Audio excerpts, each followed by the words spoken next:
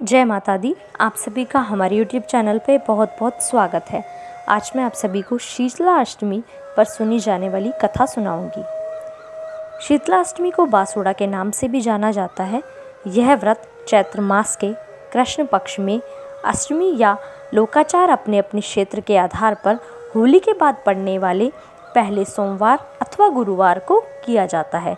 शुक्रवार को भी इस पूजन का विधान है, परंतु रविवार, शनिवार अथवा मंगलवार को शीतला का पूजन नहीं करना चाहिए। अब मैं आपको बताती हूँ कि इस व्रत के प्रभाव से व्रती का परिवार ज्वर, दुर्गंधयुक्त फोड़े, फुंसियाँ, नेत्रों से संबंधित सभी विकार, फुंसियों के चिन्ह आदि रोगों और दोषों से मुक्त हो सकते हैं। ये व्रत करने से शीतला देवी प्रसन्न होकर अपने भक्तों को आशीर्वाद प्रदान करती है। हर गांव, नगर तथा शहर में शीतला माता का मठ होता है। मठ में शीतला का स्वरूप भी अलग अलग तरह का देखा जाता है। शीतलाष्टकम में शीतला माता को रासम के ऊपर सवार दर्शनीय रूप में वर्णित किया गया है। अतः व्रत के दिन शीतलाष्टक का पाठ करना चाहिए। अब मैं आप सभी को शीतला अष्टमी व्रत की विधि बताती हूँ। इस दिन शीतला माता को भोग लगाने वाले पदार्थ मेवे, मिठाई, पुआ, पूरी, मीठा भात, फीका भात, मोठ, मीठा बाजरा, बाजरे की मीठी रोटी, दाल की भरवा पूड़ियाँ, रस, खीर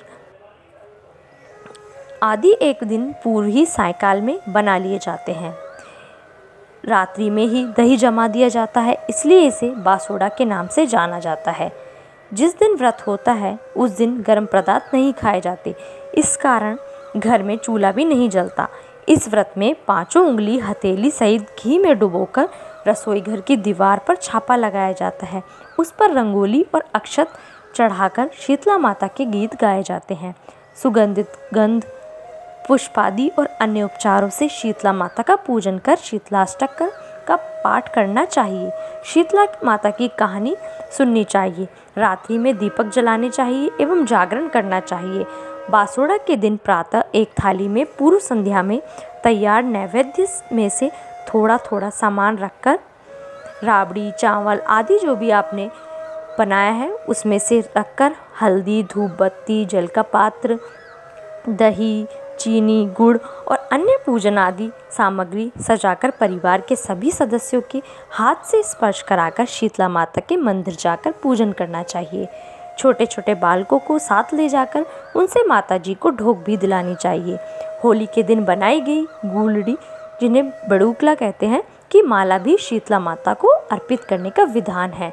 इस दिन चौराहे पर जल चढ़ाकर पूजा करने की परंपरा भी है। शीतला माँ की पूजा के बाद गंधर्व का भी पूजन कर मंदिर के बाहर काले श्वान के पूजन एवं गंधर्व को चने की दाल खिलाने की परंपरा भी है। घर आकर सभी को प्रसाद एवं मोठ बाजरा, राबड़ी, चावल का वायना निकालकर उस पर रुपया रखकर अपनी सास के चरण स्पर्श करने की प्रथा का भी अवश्य पालन करना चाहिए। इसके बाद किसी वृद्धा माँ को भोजन कराकर वस्त्र, दक्षिणा आदि देकर विदा करना चाहिए। यदि घर परिवार में शीतला माता के कुंडवारे भरने की प्रथा हो तो कुंभकार के यहाँ से एक बड़ा कुंडवारा तथा 10 छोटे कंडवारे मंगाकर छोटे कंडवारों को बासी व्यंजनों से भरकर बड़े कंडवारे में रख चलती हुई होली को दिखाएंगे। कच्चे सूत से लपेटकर भीगे बाजरे एवं हल्दी से पूजन करना चाहिए।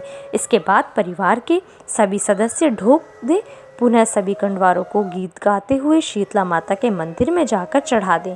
वापसी के समय भी गीत गाते हुए आएँ। पुत्र जन्म और विवाह के समय जितने कंडवारे हमेशा भरे जाते हैं उतने और भरकर शीतला माता को चढ़ाने का विधान है। पूजन के लिए जाते समय नंगे पैर जाने की परंपरा है। अब मैं आप सभी को बासुड़ा व्रत की कथा सुनाती हूँ। किसी गांव में एक बुढ़िया माई रहती थी।